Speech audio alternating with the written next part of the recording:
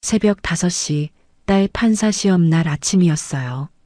갈비탕을 그릇에 담아놓고 반찬을 가지러 돌아섰는데 시어머니가 유나국그릇 위로 허리를 숙이고 뭔가를 쏟아넣고 있더라고요.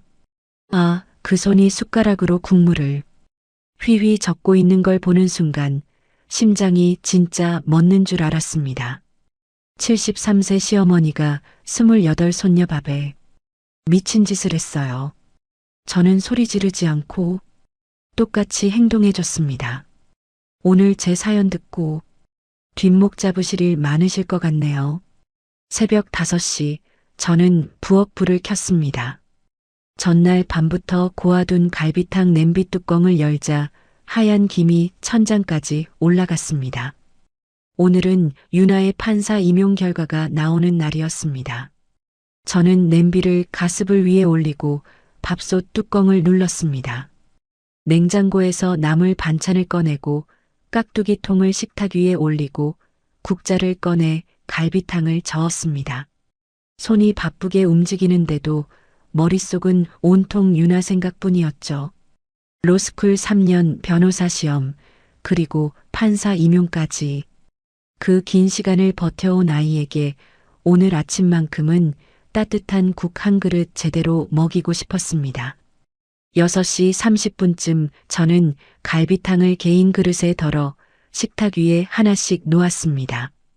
윤아 자리, 재훈이 자리, 시어머니 자리, 시아버지 자리, 도연 씨 자리. 5개의 국그릇을 올려놓고 깍두기와 나머지 반찬 그릇을 가지러 냉장고 쪽으로 돌아섰습니다. 그때였습니다. 냉장고 문을 열다가 반찬통 하나가 안쪽으로 밀려 들어가서 몸을 숙여 꺼내고 등을 펴면서 복도 쪽으로 고개를 돌렸습니다. 부엌 식탁이 비스듬히 보이는 각도였죠. 시어머니 강복래가 식탁 위로 허리를 숙이고 있었습니다. 윤아 자리에 놓인 국그릇 위로 몸을 기울인 채 한 손에 쥔 무언가를 국물 위에 쏟아 넣고 있었습니다. 다른 손에 든 숟가락으로 국물을 휘휘 저었습니다. 저는 반찬통을 쥔 손이 굳어버렸습니다. 심장이 갈비뼈를 때리듯 쿵쿵 뛰기 시작했습니다. 시어머니가 고개를 들어 주위를 살피는 기척이 느껴졌습니다. 저는 반사적으로 냉장고 뒤쪽으로 몸을 움츠렸습니다.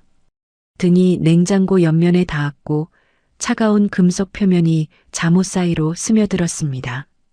숨을 참았습니다. 복도 쪽에서 슬리퍼 끄는 소리가 멀어졌습니다. 시어머니가 부엌을 빠져나간 것이었습니다. 저는 한참을 그 자리에 서 있었습니다. 손에 쥔 반찬통이 덜덜 떨리고 있었습니다. 소리를 지르고 싶었습니다. 당장 시어머니 방으로 달려가서 따지고 싶었습니다. 하지만 저는 입술을 깨물고 부엌으로 다시 들어갔습니다. 식탁 위 5개의 국그릇이 보였습니다. 윤아 자리의 국그릇, 재훈이 자리의 국그릇, 2그릇의 갈비탕은 겉보기에 아무 차이가 없었습니다. 저는 반찬 그릇들을 식탁 위에 내려놓으면서 자연스럽게 윤아 자리의 국그릇을 집어 재훈이 자리로 옮겼습니다. 재훈이 자리의 국그릇을 윤아 자리에 놓았습니다. 수저 배치도 함께 바꿨습니다. 손끝이 떨렸지만 동작은 빠르고 조용했습니다. 7시가 되자 식구들이 하나둘 식탁에 모였습니다. 시아버지 류판석이 먼저 나와 자리에 앉았고 도연 씨가 신문을 들고 나왔습니다. 시어머니가 방에서 나와 제 옆을 스치며 자리에 앉을 때 저는 밥공기를 내려놓는 척하며 고개를 숙였습니다. 윤아가 마지막으로 나왔습니다. 머리를 단정하게 묶고 흰 블라우스를 입은 아이의 얼굴이 살짝 긴장한 기색이었습니다. 시어머니가 숟가락을 들며 윤아를 바라봤습니다. 윤아야, 국 다 먹어. 할머니가 갈비 좋은 것만 골라 넣었다. 시어머니의 목소리는 다정했습니다. 자상한 할머니의 목소리 그대로였습니다. 저는 밥그릇을 쥔 손에 힘이 들어가는 것을 느꼈습니다. 네, 할머니. 잘 먹을게요. 유나가 웃으며 숟가락을 들었습니다. 유나 앞에 놓인 국그릇은 제가 바꿔놓은 원래 재훈이의 것이었습니다. 재훈이가 아무 말 없이 국그릇을 들고 후후 불어 한 숟가락 떠먹었습니다. 재훈이 앞에 놓인 것은 원래 유나의 것이었죠. 이 식탁에서 그 사실을 아는 사람은 저 하나뿐이었습니다. 국물이 진하네. 형수님 솜씨는 역시. 재훈이가 국그릇을 기울여 국물을 마시며 말했습니다. 저는 대답 대신 억지로 입꼬리를 올렸습니다. 재훈이는 국그릇을 거의 비우고 있었습니다. 엄마. 유나가 제 얼굴을 들여다보며 불렀습니다. 엄마 얼굴이 안 좋아 보여. 어디 아파? 아니, 엄마가 더 떨리나 보다. 괜찮아. 저는 웃어 보이려고 애를 썼습니다. 입술 안쪽을 깨물고 있다는 걸 유나는 모를 것이었습니다. 도연 씨가 신문에서 눈을 떼지 않은 채 한마디를 던졌습니다. 괜히 호들갑 떨어서 애 긴장시키지 마. 저는 아무 말도 하지 않았습니다. 식사가 끝나고 유나가 정장 재킷을 걸치고 현관에서 구두를 신었습니다. 저는 유나의 어깨를 두 손으로 잡았습니다. 넌 충분히 준비했어. 오늘은 네가 가진 걸 보여주기만 하면 돼. 알겠어, 엄마. 다녀올게. 유나가 환하게 웃고 현관문을 나섰습니다. 뒤이어 재훈이가 양복을 차려입고 나왔습니다. 오늘 대기업 최종 면접이 있는 날이었죠. 어머니, 다녀오겠습니다. 재훈이가 허리를 숙여 인사했습니다. 시어머니가 현관까지 따라 나와 재훈이의 양복 어깨를 손바닥으로 톡톡 털어주었습니다. 오늘 꼭 붙어야 된다. 알겠지? 네, 걱정 마세요. 재훈이가 웃으며 문을 나섰습니다. 저는 식탁 앞에 서서 시어머니의 그 손을 바라봤습니다. 1시간 전 손녀의 국그릇에 무언가를 쏟아넣던 바로 그 손이었습니다. 주먹을 꽉 쥐었습니다. 손톱이 손바닥에 박히는 것도 모를 만큼. 두 사람이 나간 뒤 저는 식탁을 치우기 시작했습니다. 재훈이가 비운 국그릇을 설거지 더미에 넣지 않고 따로 빼서 랩으로 단단히 감쌌습니다. 냉장고 안쪽 깊숙한 곳에 밀어 넣었습니다. 설거지를 하다가 싱크대 아래를 살폈습니다. 배수구 옆 구석에 작은 약봉지 하나가 구겨져 있었습니다. 급하게 밀어 넣은 흔적이 그대로였죠. 저는 비닐장갑을 끼고 약봉지를 집어 올렸습니다. 봉지 표면에 제품명이 희미하게 찍혀 있었습니다. 지퍼백에 넣고 앞치마 주머니에 숨겼습니다. 화장실에 들어가 문을 잠그고 스마트폰을 꺼냈습니다. 떨리는 손가락으로 봉지에 적힌 제품명을 검색했습니다. 화면에 뜬 설명을 읽는 동안 저는 변기 뚜껑 위에 주저앉았습니다. 먹고 나서 1시간에서 2시간 안에 심한 배앓이와 설사를 일으키는 약이었습니다. 저는 스마트폰을 무릎 위에 내려놓고 천장을 올려다봤습니다. 눈앞이 흐려지는 것을 참으며 깊게 숨을 들이쉬었습니다. 약봉지를 앞치마에서 꺼내 안방 옷장 안쪽 제 핸드백 깊숙이 옮겨 넣었습니다. 그리고 부엌으로 돌아가 아무 일 없다는 얼굴로 남은 설거지를 계속했습니다. 설거지를 마치고 행주로 식탁을 닦는데 시계가 9시를 가리키고 있었습니다. 시어머니가 거실 소파에 앉아 TV를 보고 있었고 시아버지는 안방으로 들어간 뒤였습니다. 저는 부엌 의자에 앉아 물 한 잔을 마시며 가슴을 쓸어내리고 있었습니다. 거실에서 시어머니 핸드폰이 울렸습니다. 재훈아. 시어머니가 리모컨을 내려놓고 전화를 받았습니다. 저는 부엌에서 귀를 기울였습니다. 뭐라고? 시어머니의 목소리가 갑자기 높아졌습니다. 저는 부엌 문틈으로 거실을 내다봤습니다. 시어머니의 얼굴에서 핏기가 빠지고 있었습니다. 배가 아파? 지금 면접을 못 봤어? 시어머니가 소파에서 벌떡 일어섰습니다. 전화기를 쥔 손이 벌벌 떨리고 있었습니다. 화장실에서 못 나온다고? 아이고, 아이고. 시어머니가 비명에 가까운 소리를 질렀습니다. TV 위에 놓인 리모컨이 바닥에 떨어져 배터리가 튕겨 나왔습니다. 저는 부엌 문틀을 잡고 서 있었습니다. 다리에 힘이 빠지는 것을 느끼면서도 얼굴에는 아무 표정도 짓지 않았습니다. 시어머니가 허겁지겁 안방 쪽을 향해 소리쳤습니다. 여보, 여보, 재훈이가 쓰러졌어. 시아버지가 안방 문을 열고 나왔습니다. 뭐야, 왜 그래? 재훈이가 면접장에서 배가 아파서 화장실에 갔는데 못 나온대. 면접을 못 봤대. 시어머니가 현관 쪽으로 뛰다시피 가며 신발을 찾았습니다. 손이 떨려서 운동화 끈을 제대로 묶지 못하고 있었습니다. 시어머니가 핸드폰을 다시 들어 도연 씨에게 전화를 걸었습니다. 도연아, 재훈이가 쓰러졌어. 병원으로 와. 빨리. 전화를 끊고 시어머니가 현관에서 저를 돌아봤습니다. 집 봐. 그 한마디만 던지고 시어머니가 현관문을 열고 나갔습니다. 문이 쾅 닫히는 소리가 울렸습니다. 시아버지도 외투를 걸치고 뒤따라 나갔습니다. 집안이 조용해졌습니다. 저는 식탁 의자에 앉았습니다. 두 손을 무릎 위에 올려놓았는데 손가락이 멈추지 않고 떨리고 있었습니다. 한참을 그 자리에서 움직이지 못했습니다. 시계 초침 소리만 부엌에 울렸습니다. 저는 두 손으로 얼굴을 감싸고 깊게 숨을 내쉬었습니다. 얼마 뒤 저는 자리에서 일어나 냉장고를 열었습니다.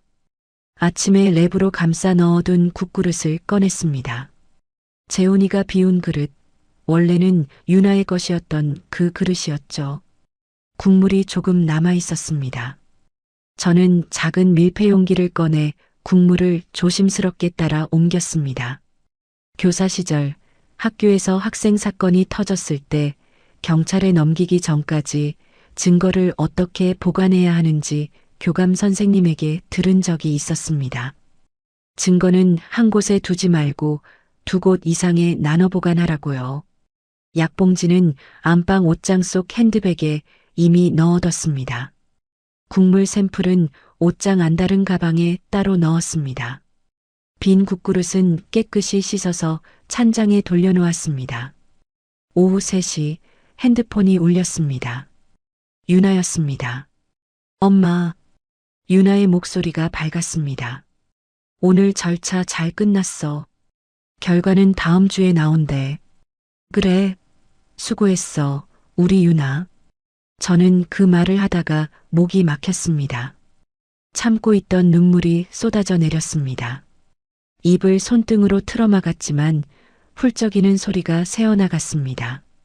엄마, 엄마 왜 울어? 무슨 일 있어? 아니야, 기뻐서 그래. 우리 유나 고생했다고. 저는 코를 훌쩍이며 억지로 웃음소리를 섞었습니다. 유나가 전화 너머로 한숨을 쉬며 말했습니다.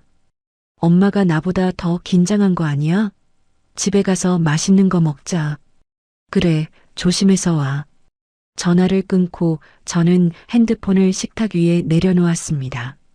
눈물을 손등으로 훔치고 부엌 수도꼭지를 틀어 찬물로 얼굴을 씻었습니다. 저녁 무렵 현관문이 열렸습니다. 시어머니가 먼저 들어왔습니다. 아침에 나갈 때와는 완전히 다른 모습이었습니다. 등이 굽어 있었고 눈두덩이 벌겋게 부어 있었습니다. 시어머니가 거실 바닥에 주저앉았습니다. 아이고, 아이고, 우리 재훈이. 시어머니가 무릎을 치며 통곡을 쏟아냈습니다. 장염이래. 급성 장염이래. 아침에 뭘 잘못 먹은 거야? 어제 저녁에 회 먹은 게 문제였나?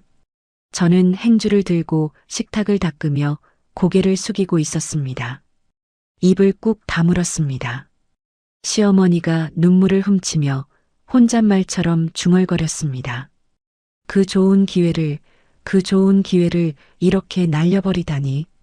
도연 씨가 뒤이어 들어오며 구두를 벗었습니다. 재훈이 면접 다시 볼 수 있대?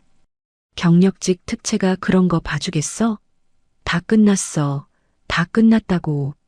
시어머니가 다시 울음을 터뜨렸습니다. 도연 씨가 긴 한숨을 내쉬며 안방으로 들어갔습니다.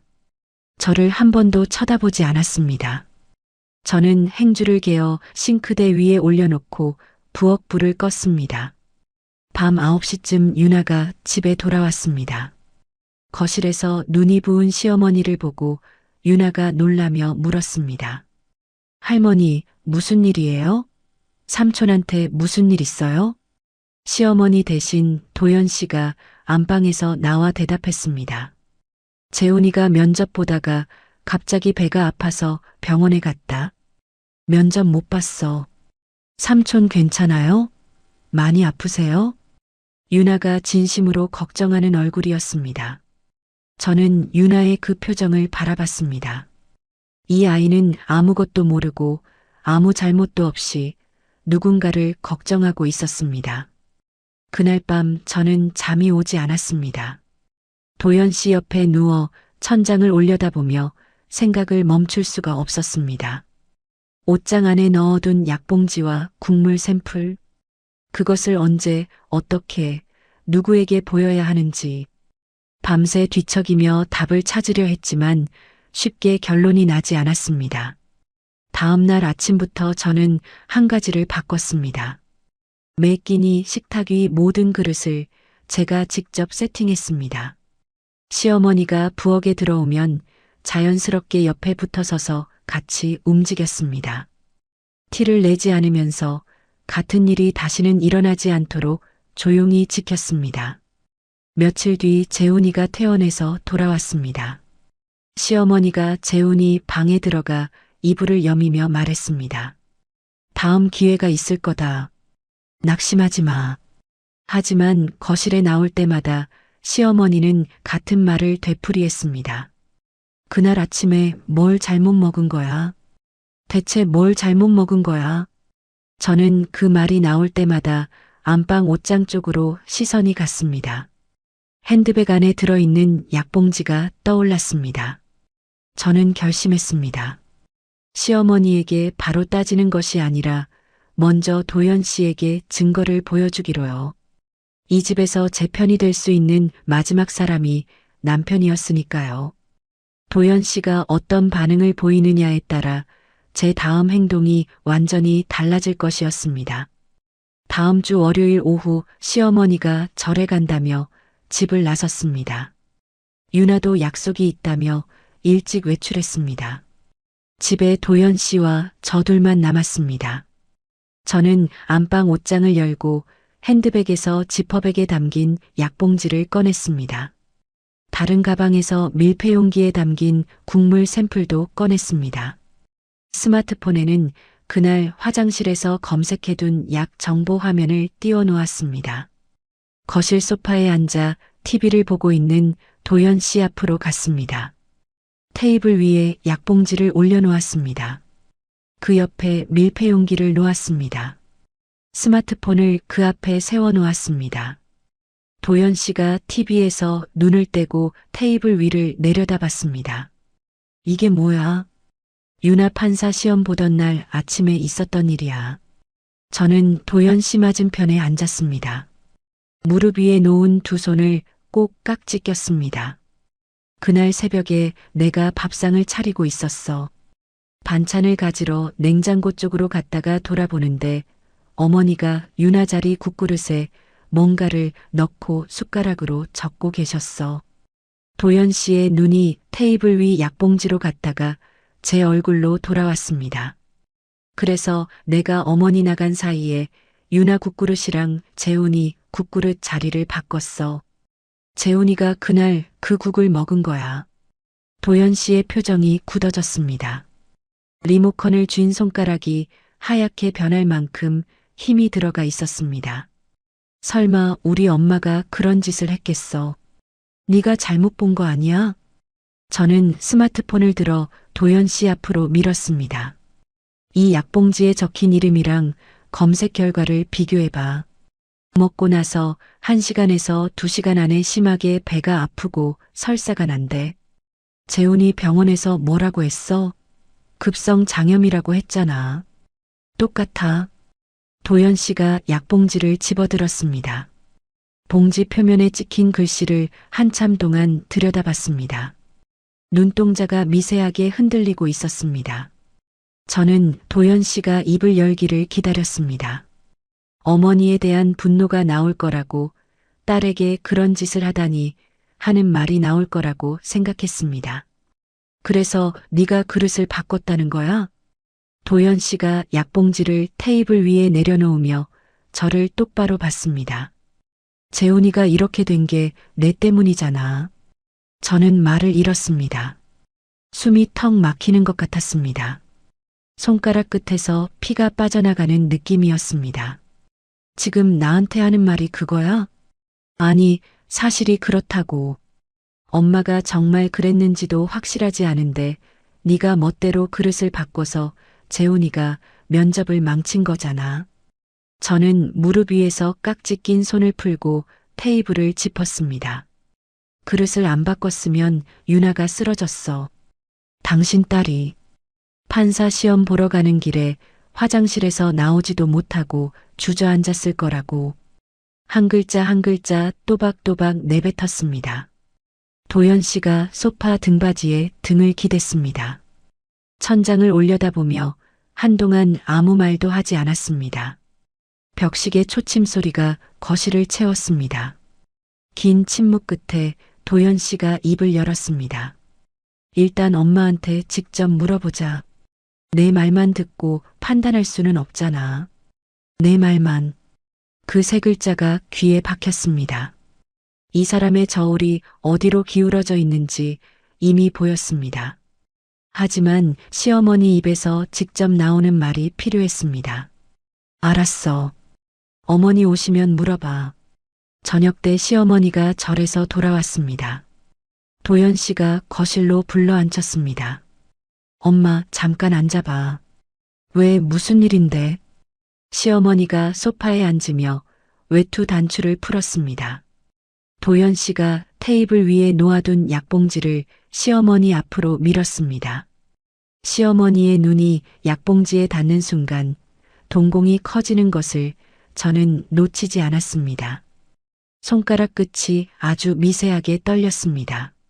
하지만 시어머니는 금방 표정을 수습했습니다. 이게 뭔데? 나는 이런 거 몰라. 어머니. 저는 부엌 쪽에 서 있다가 거실로 걸어 나왔습니다. 시어머니와 눈을 마주치고 또렷하게 말했습니다. 그날 새벽에 유나 국그릇에 뭔가 넣으시는 거 제가 봤습니다. 시어머니의 얼굴이 일그러졌습니다. 소파에서 벌떡 일어서며 손가락으로 저를 가리켰습니다. 뭐, 며느리가 시어미를 도둑으로 모는 거야? 지금 내가 손녀한테 뭘 했다는 거야? 어머니, 전 분명히 봤습니다. 유나 자리에 놓인 국그릇 위로 허리를 숙이고 계셨어요. 이것이 미쳤나? 도연아, 너는 이걸 듣고 가만히 있을 거야? 내 마누라가 지금 나한테 뭐라고 하는 거야? 시어머니가 도연 씨 팔을 잡고 흔들었습니다. 도연 씨가 두 손을 내저으며 말했습니다. 엄마도 좀 진정하고 하윤이 너도 좀 진정해. 진정은 무슨 진정? 내가 손녀한테 약을 탔다고? 이 집에서 내가 뭔 죄를 졌길래 이런 누명을 씌워. 시어머니의 목소리가 집 안 전체를 울렸습니다. 안방 문이 열리며 시아버지 류판석이 나왔습니다. 잠옷바람에 얼굴이 잔뜩 찌푸려져 있었습니다. 도대체 무슨 소란이야? 밖에까지 다 들려. 도연 씨가 상황을 설명했습니다. 시아버지가 테이블 위 약봉지를 집어들고 한번 훑어보더니 다시 내려놓았습니다. 싱크대 밑에 이런 거 하나 없겠어? 이게 무슨 증거가 된다고 이 난리야. 시아버지가 저를 한번 쳐다보고는 시어머니 옆에 앉았습니다. 저는 도연 씨를 똑바로 바라봤습니다. 당신은 어떻게 생각해? 거실에 네 사람이 있었지만 제 눈에는 도연 씨밖에 보이지 않았습니다. 이 사람이 어떤 말을 하느냐에 따라 모든 것이 달라지는 순간이었습니다. 도연 씨가 고개를 숙이고 두 손으로 얼굴을 감쌌습니다. 손가락 사이로 깊은 한숨이 새어나왔습니다. 엄마가 그럴 리가 없어. 네가 너무 예민한 거 아니야. 저는 그 말을 듣는 순간 가슴 한가운데서 무언가가 뚝 끊어지는 것을 느꼈습니다. 줄이 끊어진 연처럼 어딘가로 떠내려가는 기분이었습니다. 더 이상 이 자리에서 나눌 말이 없었습니다. 저는 돌아서서 안방으로 들어갔습니다. 문을 닫고 한참을 벽에 등을 기대고 서 있었습니다. 자정이 넘어서야 집안이 조용해졌습니다. 저는 옷장에서 여행용 캐리어를 꺼냈습니다.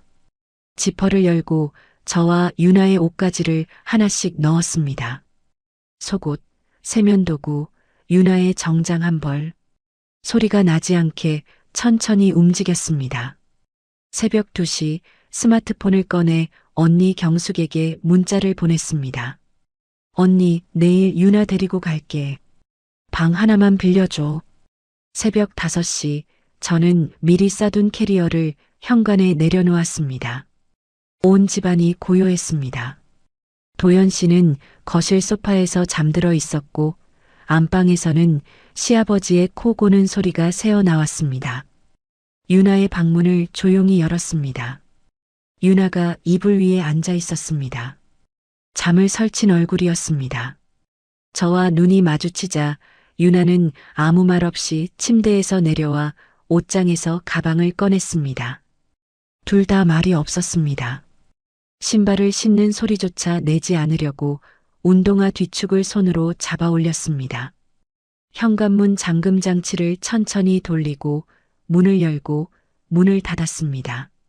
복도에 나서자 새벽 공기가 얼굴에 닿았습니다. 저는 캐리어 손잡이를 쥐고 엘리베이터 버튼을 눌렀습니다. 유나가 제 옆에 서서 아파트 현관문 쪽을 한번 돌아봤습니다. 저는 돌아보지 않았습니다. 수원 경숙 언니 아파트에 도착한 것은 아침 7시가 넘어서였습니다. 언니가 현관문을 열자마자 제 얼굴을 보고 입술을 꽉 다물었습니다. 들어와. 밥부터 먹어. 언니가 캐리어를 받아 안쪽으로 끌고 들어갔습니다.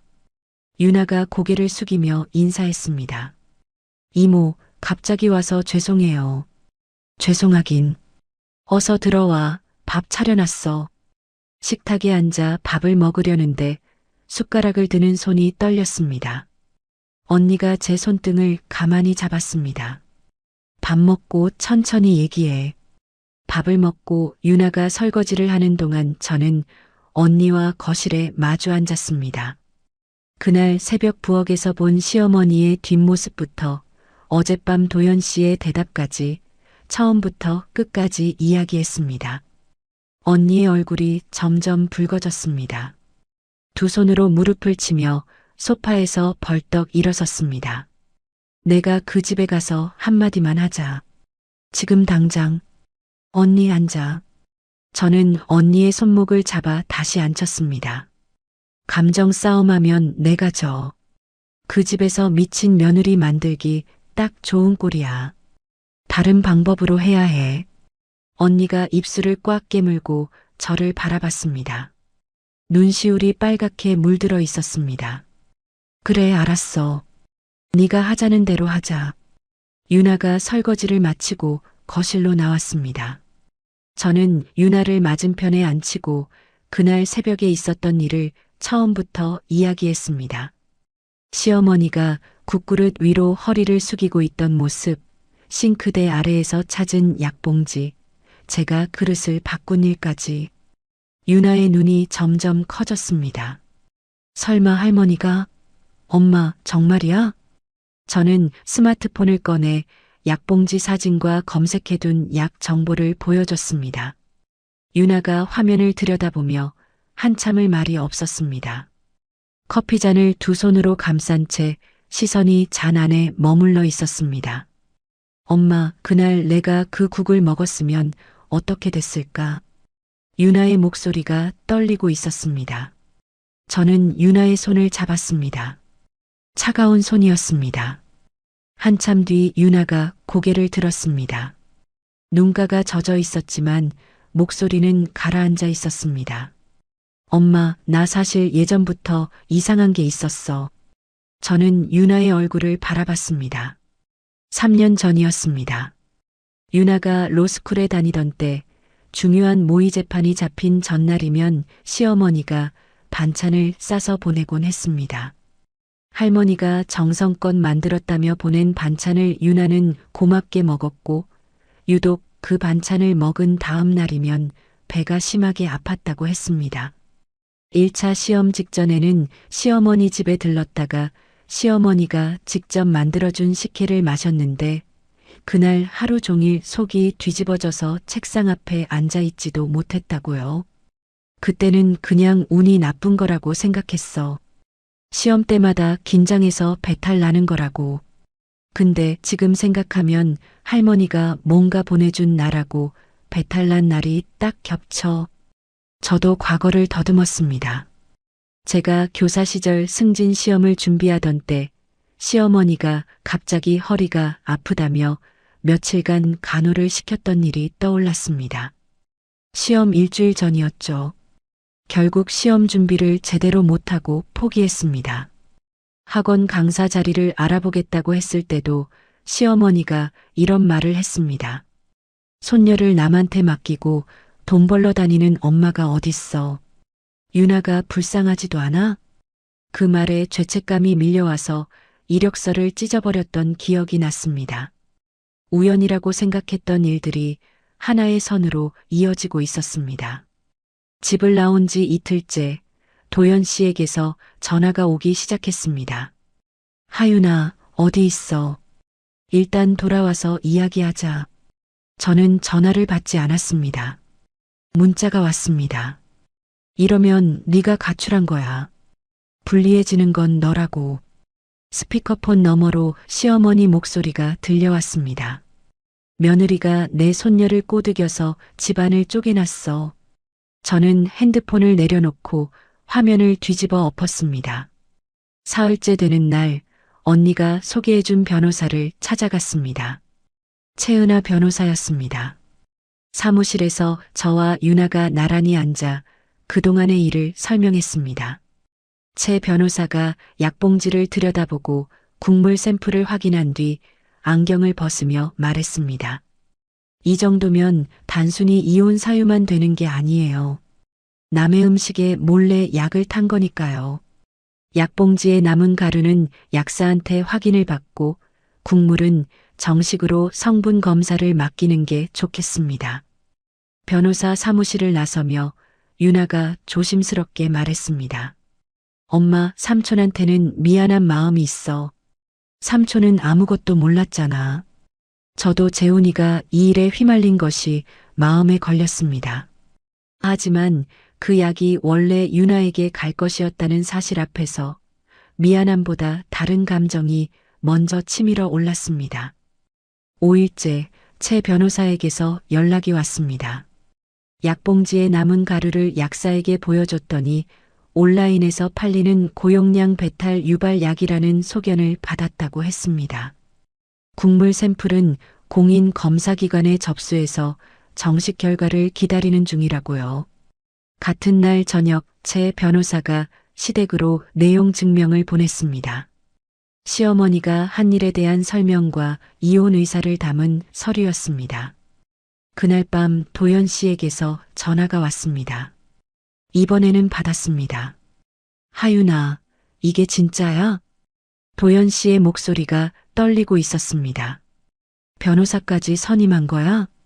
응, 진짜야. 저는 그 한마디만 하고 전화를 끊었습니다. 내용 증명이 시댁에 도착하고 3일이 지났습니다. 최 변호사 사무실 회의실에서 저는 도연 씨와 마주 앉았습니다. 최 변호사가 제 옆에 앉아 서류를 펼쳐놓고 있었습니다. 도연 씨의 얼굴은 밤잠을 못 잔 사람의 얼굴이었습니다. 눈밑이 검게 내려앉아 있었고 면도도 하지 않은 턱에 수염이 거칠게 나 있었습니다. 양복 셔츠 깃이 한쪽만 접혀 있는 것도 모르는 채 의자에 앉았습니다. 도연 씨가 먼저 입을 열었습니다. 엄마가 인정했어. 저는 숨을 멈췄습니다. 제 변호사가 펜을 내려놓고 도연 씨를 바라봤습니다. 어젯밤에 엄마한테 물어봤어. 내용 증명받고 나서 아버지가 엄마를 다그치셨는데 엄마가 결국 다 말했어. 도연 씨가 두 손으로 테이블 모서리를 잡았습니다. 손가락 마디가 하얗게 질려 있었습니다. 6개월 전부터 엄마가 점집을 다녔대. 저는 입을 다문 채 도연 씨를 바라봤습니다. 거기 무당이 그런 말을 했나 봐. 이 집안에 여자가 높은 자리에 올라가면 남자 쪽 기운이 꺾여서 큰아들이 일찍 죽는다고. 도연 씨의 목소리가 갈라졌습니다. 엄마가 그 말을 믿은 거야. 유나가 판사 되면 내가 죽는다고. 그래서 어떻게든 유나가 시험에 떨어져야 한다고 생각한 거래. 회의실이 조용해졌습니다. 형광등 불빛이 테이블 위 서류 표면에 하얗게 반사되고 있었습니다. 저는 등받이에 등을 기대고 천장을 올려다봤습니다. 무당의 말 한마디가 이 집안을 이 지경으로 만든 것이었습니다. 시어머니는 아들을 살리겠다는 마음으로 손녀의 밥에 약을 탔고 그 약은 결국 가장 아끼는 막내 아들에게 돌아갔습니다. 도연 씨가 고개를 숙이며 말했습니다. 엄마가 잘못한 건 맞아. 근데 미신에 빠진 노인이 한 일이잖아. 법적으로까지 가야 해? 제 변호사가 서류를 한 장 넘기며 입을 열었습니다. 점쟁이 말을 믿었든 안 믿었든 다른 사람이 먹을 음식에 몰래 약을 넣은 건 그 자체로 문제입니다. 거기다 한 번이 아니라 반복적으로 그런 정황이 있으면 실수라고 볼 수가 없어요. 도연 씨가 아무 말도 하지 못했습니다. 입술을 움직이다가 다시 다물기를 두세 번 반복했습니다. 저는 도연 씨를 바라보며 말했습니다. 나는 경찰에 신고하는 데까지는 가고 싶지 않아. 하지만 이혼은 할 거야. 도연 씨의 눈에 물기가 번졌습니다. 두 손으로 얼굴을 감싸며 한참을 그 자세로 있다가 손가락 사이로 목소리가 새어나왔습니다. 유나는? 유나한테도 나는 아빠잖아. 유나한테 약을 탄 사람 편을 든 순간에 당신이 스스로 그 자격을 내려놓은 거야. 도연 씨의 손이 얼굴에서 떨어졌습니다. 입술이 파르르 떨렸지만 아무 말도 나오지 않았습니다. 회의가 끝나고 도연 씨가 먼저 문을 열고 나갔습니다. 복도에서 도연 씨의 구두 소리가 점점 멀어졌습니다. 제 변호사가 서류를 정리하며 말했습니다. 남편분이 직접 시어머니의 자백 내용을 전해준 거, 이혼 소송에서 아주 중요한 부분이에요. 저는 고개를 끄덕이면서도 다른 것이 머릿속에 남아 있었습니다. 도연 씨가 어머니의 말을 전달하기만 했다는 사실이요. 자기 입으로 미안하다는 말 한마디 하지 않았습니다. 그게 성분 분석 결과보다 약사 소견서보다 더 깊이 가슴에 박혔습니다. 그 시각 시댁에서는 시어머니가 동네 사람들과 친척들에게 전화를 돌리고 있었다고 합니다. 경숙 언니가 시댁 근처 지인을 통해 들은 이야기였습니다. 며느리가 정신이 나가서 가출했어. 손녀까지 끌고 나갔다니까. 시아버지도 친척 모임에서 저를 비난하고 있었다고요. 며느리가 집안을 쪼개놓고 도망쳤어. 언니가 전화로 그 얘기를 전해줄 때 저는 웃음이 나올 뻔했습니다. 손녀국에 약을 탄 사람이 피해자 행세를 하고 그걸 본 사람이 도망친 사람이 되는 거였으니까요. 저는 언니의 도움으로 수원에서 작은 원룸을 구했습니다. 유나와 함께 짐을 옮기고 열쇠를 받은 날 언니가 보증금 영수증을 제 손에 쥐어주며 말했습니다. 당분간 월세는 내가 도와줄 테니까 그것 때문에 걱정하지 마. 고마웠습니다. 47에 언니 손을 빌려야 한다는 것이 고맙기도 하고 가슴 한쪽이 쓰리기도 했습니다. 원룸에 짐을 풀고 며칠 뒤 제 변호사에게서 연락이 왔습니다. 검사기관에서 국물 샘플의 성분 분석 결과가 나왔다고요. 배탈을 일으키는 약의 주요 성분이 검출되었다는 공식 보고서였습니다. 시어머니가 한 일이 물증으로 완전히 확인된 겁니다. 제 변호사가 그 보고서와 약사 소견서, 약봉지 실물, 윤아의 진술서를 한데 묶어서 법원에 이혼 소송 서류를 접수했습니다. 시댁에도 소송 서류가 발송됐습니다. 그날 저녁 도연 씨에게서 문자가 왔습니다. 만나자. 제발. 저는 핸드폰을 들고 한참을 화면을 바라보다가 답을 보냈습니다. 만날 거면 변호사 동석하에 만나겠어. 핸드폰을 내려놓자 윤아가 옆에 와서 아무 말 없이 제 손을 잡았습니다. 따뜻한 손이었습니다. 저는 이 좁은 원룸 창밖으로 보이는 가로등 불빛을 바라봤습니다. 그 넓은 시댁집보다 여기가 숨쉬기 편했습니다. 소송 서류를 접수하고 열흘이 지난 오후였습니다. 저는 원룸 부엌에서 저녁 준비를 하고 있었습니다. 양파를 썰다가 핸드폰이 울렸습니다. 윤아였습니다. 엄마. 윤아의 목소리가 떨리고 있었습니다. 나 합격했어. 법원 홈페이지에 이름 떴어. 엄마, 나 판사 됐어. 칼을 내려놓았습니다. 도마 위에 반쯤 썬 양파가 그대로 있었습니다. 저는 핸드폰을 귀에 댄 채 한동안 움직이지 못했습니다. 엄마, 엄마 거기 있어? 있어. 여기 있어. 그 말밖에 나오지 않았습니다. 목이 조여서 다른 말이 올라오지 않았습니다. 현관문이 열리는 소리가 났습니다. 윤아가 신발도 제대로 벗지 않은 채 부엌으로 뛰어들어왔습니다. 저를 와락 안았습니다. 엄마, 나 해냈어. 윤아의 어깨가 들썩이고 있었습니다. 저는 윤아의 등을 두 손으로 감싸 안았습니다. 다리에 힘이 풀려서 두 사람이 함께 좁은 거실 바닥에 주저앉았습니다. 얼마나 그렇게 앉아 있었는지 모릅니다. 윤아가 먼저 고개를 들고 제 얼굴을 손으로 닦아줬습니다. 엄마, 코 빨개졌어. 너도 빨개. 둘 다 웃음이 터졌습니다. 부엌 바닥에 앉아서 웃고 울고를 반복했습니다. 윤아의 합격 소식은 빠르게 퍼졌습니다. 경숙 언니를 통해 시댁 쪽 이야기를 들었습니다. 시어머니가 소식을 듣고 방에 틀어박혀 며칠째 나오지 않는다고 했습니다. 자기가 막으려 했던 일이 결국 일어났고 대신 아끼는 아들 재훈이의 면접만 망친 꼴이 된 거였죠. 합격 발표 이틀 뒤 생각지 못한 전화가 왔습니다. 재훈이였습니다. 형수님. 재훈이의 목소리가 조심스러웠습니다. 형한테 다 들었어요. 어머니가 하신 일이 맞다면 정말 죄송합니다. 저는 창가에 서서 전화기를 꼭 쥐고 있었습니다. 제 면접이 날아간 게 형수님 잘못이 아니라 어머니 잘못이라는 거 이제 알겠어요. 형수님한테 억울한 마음 씌운 것 같아서 전화드렸습니다. 가족 중에서 처음 듣는 사과였습니다.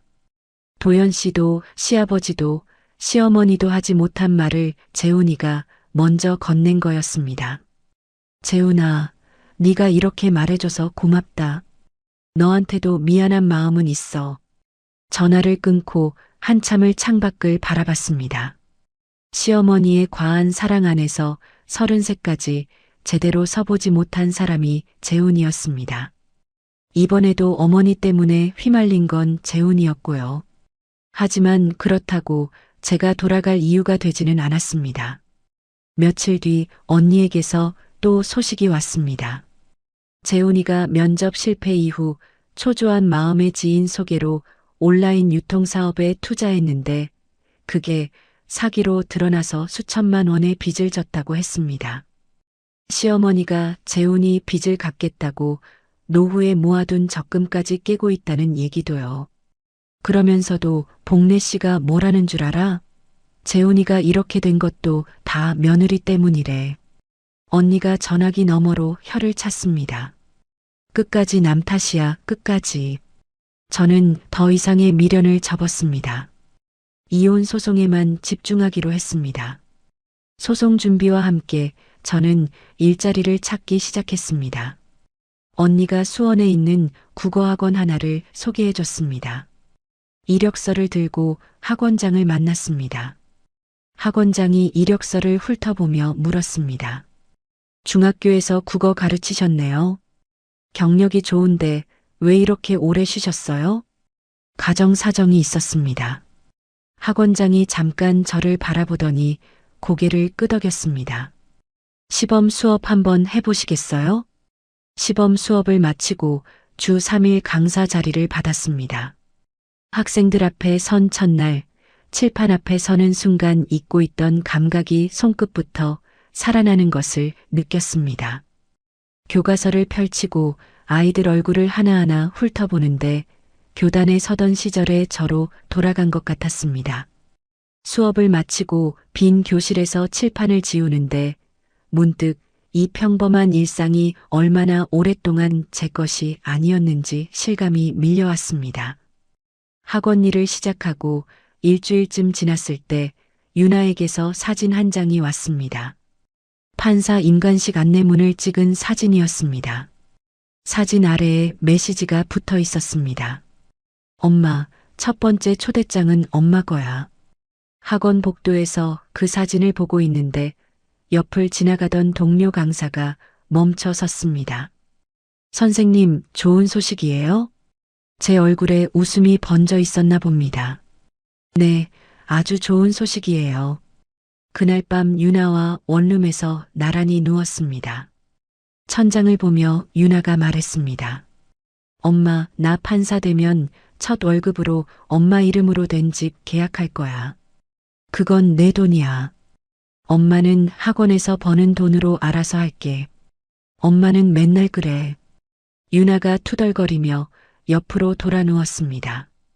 저는 유나의 뒷머리를 바라보며 이불을 어깨까지 끌어올려 덮어줬습니다. 이렇게 가볍게 내일 이야기를 할 수 있다는 것만으로 충분했습니다. 이혼 소송 첫 변론기일 아침, 저는 새로 산 정장을 꺼내 입었습니다. 원룸 화장대 거울 앞에 서서 재킷 단추를 잠그는데 거울 속 제 모습이 교단에 서던 시절과 겹쳐 보였습니다. 수년간 앞치마만 두르고 살았던 시간이 아득하게 느껴졌습니다. 법원 복도에서 제 변호사가 저를 맞았습니다. 긴장되시죠? 괜찮아요. 괜찮지 않았습니다.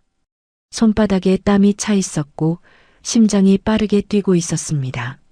하지만 오늘 이 자리에 서는 것은 서류를 처리하는 일 이상의 의미가 있었습니다. 법정에 들어서자 맞은편에 도연 씨가 앉아 있었습니다. 도연 씨 옆에 도연 씨 쪽 변호사가 서류를 넘기고 있었습니다. 도연 씨와 눈이 마주쳤지만 서로 고개를 돌렸습니다. 도연 씨 쪽 변호사가 먼저 말문을 열었습니다. 시어머니의 행위는 무속인의 말에 현혹된 일시적인 판단 착오에 불과합니다. 또한 원고가 임의로 국그릇을 바꾼 행위에도 잘못이 있습니다. 채 변호사가 준비한 서류를 하나씩 꺼냈습니다. 검사기관의 성분 분석 보고서, 약사 소견서, 약봉지 실물 사진, 유나의 진술서. 이것은 한 번의 실수가 아닙니다. 수년에 걸쳐 반복된 방해 행위의 연장선입니다.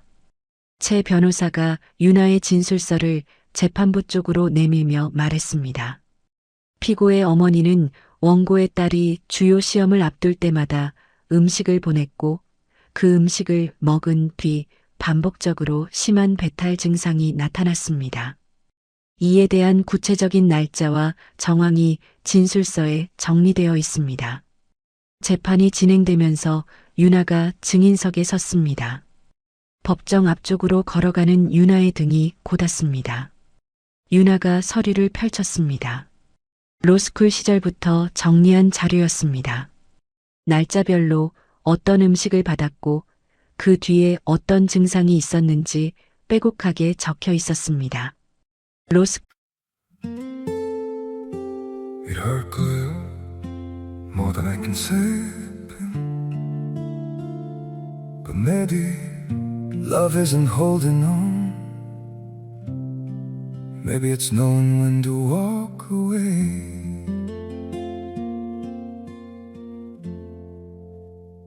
We try to hold what we're slipping through, like sand running from our hands. Every promise started losing shape. We couldn't be what we once planned. Your eyes would look right through mine, like you were already gone. We stayed too long in a fading light, trying to prove we still. It hurt good, more than I can say. But maybe love isn't holding on. Maybe it's knowing when to walk away.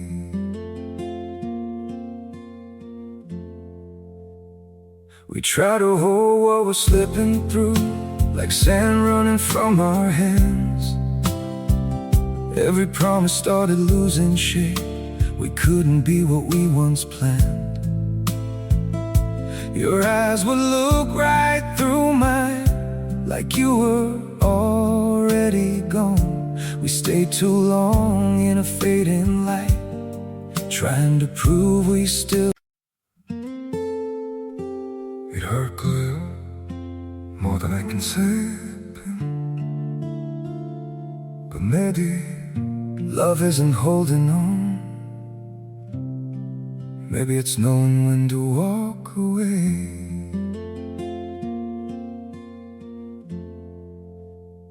We try to hold what we're slipping through, like sand running from our hands. Every promise started losing shape. We couldn't be what we once planned.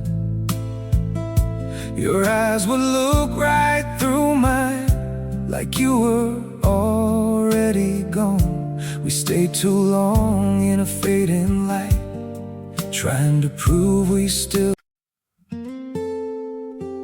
It hurt good, more than I can say. But maybe love isn't holding on. 쿨 2학년 모의 재판 전날 할머니가 보내주신 반찬을 먹고 그날 밤부터 배가 심하게 아팠습니다.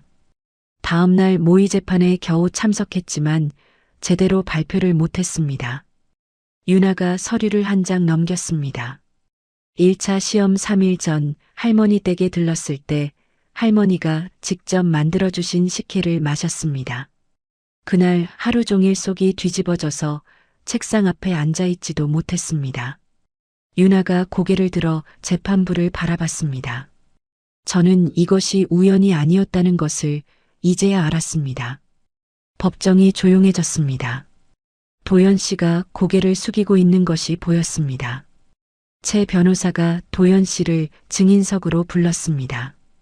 시어머니께서 유나의 음식에 약을 넣었다는 사실을 인정하십니까? 도연 씨가 증인석에서 한참을 말이 없었습니다. 입술을 몇 번이나 달싹거렸습니다. 두 손이 무릎 위에서 깍지를 꼈다 풀었다를 반복하고 있었습니다. 어머니가 그렇게 말씀하셨습니다. 끝까지 자기 입으로 그렇다고 단정 짓는 것을 피했습니다.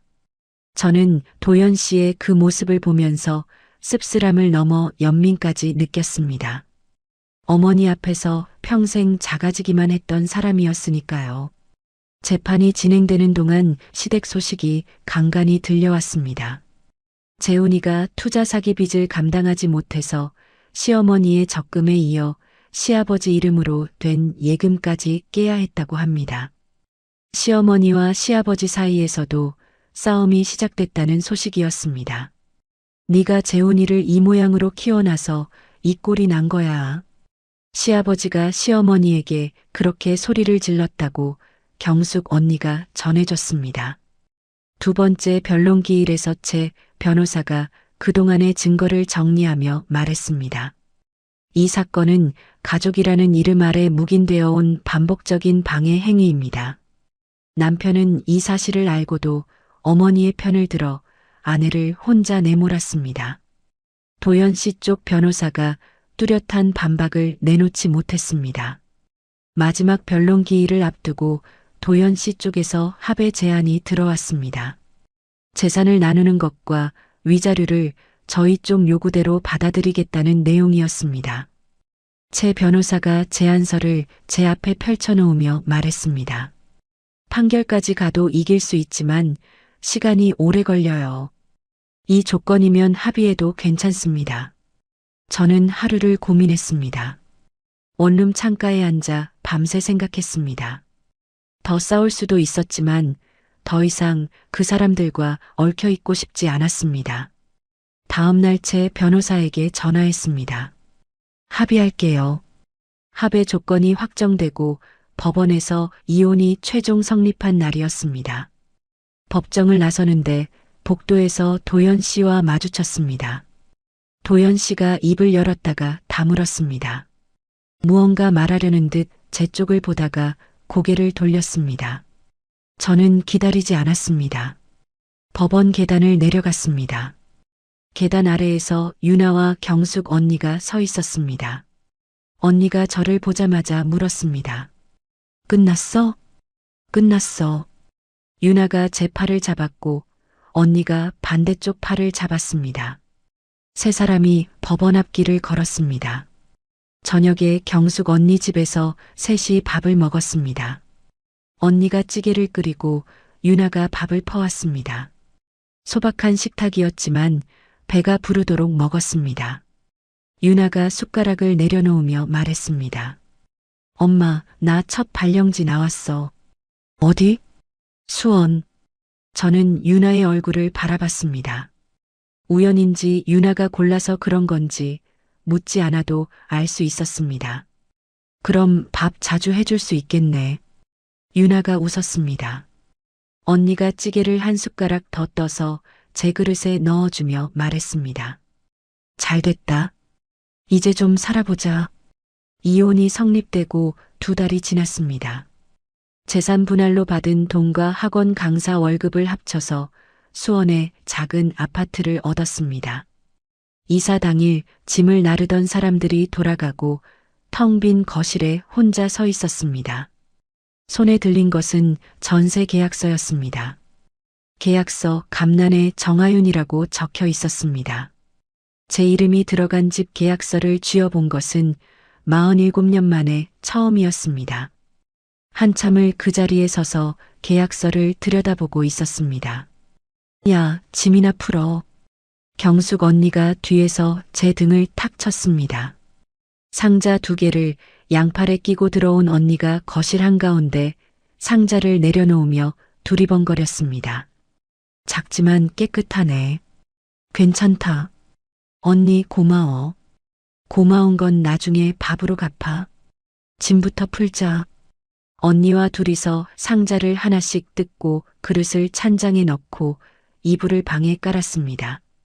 저녁 무렵 유나가 퇴근하고 와서 커튼을 달아줬습니다.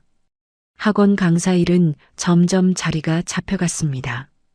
아이들이 수업이 끝나고 교탁 앞에 몰려와서 질문을 쏟아냈습니다. 선생님, 이 문장에서 주어가 뭐예요? 선생님 설명이 제일 이해 잘 돼요. 아이들의 말에 교사 시절의 감각이 완전히 돌아온 것을 느꼈습니다. 수업을 마치고 빈 교실에 남아 칠판을 지우면서 창밖을 바라봤습니다. 운동장에서 아이들이 뛰어다니고 있었습니다. 분필가루가 손가락 사이에 끼어 있었습니다. 이 평범한 오후가 제 것이라는 사실이 매일 새삼스러웠습니다. 유나의 판사 임관식 날이었습니다. 저는 새 정장을 입고 행사장에 일찍 도착했습니다. 앞줄에 자리를 잡고 앉았습니다. 경숙 언니가 옆자리에 앉으며 제 무릎을 톡 쳤습니다. 떨려? 나보다 유나가 더 떨리겠지. 행사가 시작되고 임관 대상자들이 한 줄로 입장했습니다. 법복을 입은 유나가 보였습니다. 머리를 단정하게 올려 묶고 법복깃을 바르게 세운 모습이었습니다. 유나가 선서문을 읽었습니다. 또렷한 목소리가 행사장을 울렸습니다. 저는 박수를 치면서 손바닥이 얼얼해지는 것도 몰랐습니다. 경숙 언니가 제 손을 꼭 잡으며 귓가에 속삭였습니다. 네가 해낸 거야. 저는 고개를 저었습니다. 유나가 해낸 거지. 유나도 해냈고 너도 해낸 거야. 언니의 손을 꽉 쥐었습니다. 며칠 뒤 재훈이에게서 전화가 왔습니다. 형수님, 저 물류센터에서 야간 근무 시작했어요. 그래, 몸은 괜찮아? 힘들죠. 근데 어머니한테 기대는 게 답이 아니라는 걸 이제야 알겠더라고요. 빚도 제 힘으로 갚아보려고요. 재훈아, 잘할 수 있을 거야. 내 인생은 네가 사는 거야. 전화를 끊고 재훈이 생각을 했습니다. 시어머니의 그늘 아래서 30세까지 제대로 뿌리를 못 내린 사람이었습니다. 빚까지 지게 됐지만 처음으로 스스로 일어서려 하고 있었습니다. 재훈이를 통해 시댁 이야기도 조금 들렸습니다. 시어머니는 점집 출입을 끊고 집에만 틀어박혀 있다고 했습니다. 시아버지는 텃밭에만 나가고 시어머니와 말을 거의 안 한다고요. 어느 일요일 오후 초인종이 울렸습니다. 저는 앞치마를 두른 채 현관문을 열었습니다. 도연 씨가 서 있었습니다. 양복 대신 낡은 점퍼를 입고 있었습니다. 얼굴이 야위어서 광대뼈가 도드라져 보였습니다. 한 번만 이야기할 수 있을까? 저는 잠시 도연 씨의 얼굴을 바라봤습니다. 현관 안으로 들이지 않았습니다. 대신 밖으로 나가 복도 끝 벤치에 나란히 앉았습니다. 한동안 둘 다 말이 없었습니다. 아파트 단지 놀이터에서 아이들이 뛰어노는 소리가 올라왔습니다. 도연 씨가 먼저 입을 열었습니다. 그때 내가 내 편을 들었어야 했어. 저는 놀이터 쪽을 내려다보고 있었습니다. 알면서도 못했어. 엄마 앞에서 한 번도 아니라고 말해본 적이 없으니까. 도연 씨의 목소리가 낮게 가라앉아 있었습니다. 엄마도 직접 사과하고 싶어 한다더라.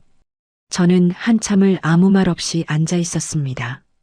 놀이터 그니가 삐걱거리는 소리가 바람을 타고 올라왔습니다. 사과는 받을게. 하지만 돌아가지는 않을 거야.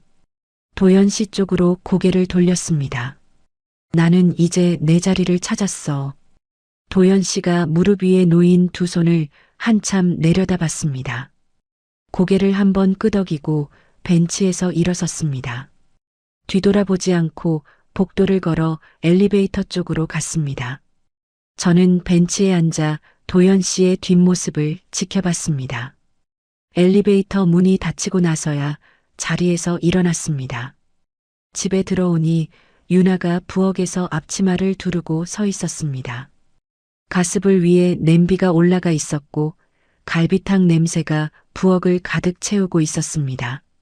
엄마 맨날 해주기만 했으니까 오늘은 내가 해볼게. 유나가 국자로 국물을 저으며 웃었습니다. 솜씨가 서툴러서 국물이 냄비 밖으로 튀었습니다. 갈비탕 냄새를 맡는 순간 그 새벽의 부엌이 떠올랐습니다. 시어머니의 구분 등 국그릇 위로 숙인 고개, 숟가락으로 휘젓던 손. 하지만 지금 이 부엌은 달랐습니다. 아무도 몰래 무언가를 넣지 않는 안전한 저의 부엌이었습니다. 언제 갈비탕 배웠어? 엄마가 전날 밤부터 고아놓는 거 옆에서 맨날 봤잖아. 유나가 아무렇지 않게 대답했습니다. 저는 코끝이 시큰해져서 고개를 돌렸습니다. 제가 부엌에서 보낸 시간들이 헛되지 않았다고 유나가 그렇게 말해주고 있었습니다. 저녁 식탁에 마주 앉았습니다. 유나가 끓인 갈비탕을 한 숟가락 떴습니다. 간이 좀 짰지만 입안 가득 따뜻한 국물이 퍼졌습니다. 식탁 위에 국그릇 2개가 놓여 있었습니다. 유나의 것 하나, 저의 것 하나. 제가 지키고 싶었던 것은 대단한 무엇이 아니었습니다. 안심하고 밥을 먹을 수 있는 식탁 하나였습니다. 저는 조용히 숟가락을 들었습니다. 정하윤 씨의 사연 어떻게 들으셨나요? 살다 보면 가족 때문에, 체면 때문에, 나이 때문에 꾹꾹 눌러 삼키게 되는 것들이 있잖아요. 그런데요, 늦은 때란 없더라고요. 하윤 씨가 다시 칠판 앞에 섰을 때 손끝부터 살아나는 감각을 느꼈던 것처럼 우리도 언제든 다시 시작할 수 있습니다. 내 밥상 하나 편하게 지킬 수 있는 삶. 그게 욕심이 아니라 당연한 거니까요.